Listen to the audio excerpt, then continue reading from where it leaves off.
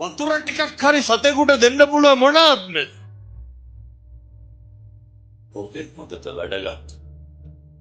බල්ලෙකුට බලලෙකුටවත් ගහන්න එපා ගුණතුනි. සතෙකුටවත් හිංසා කරන්න එපා.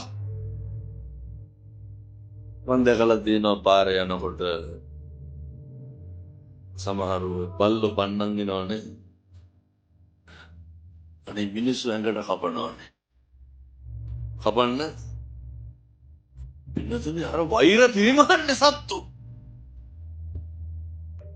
ඒ සත්තුන්ට ඒවත් තේරෙන්නේ නැහැ.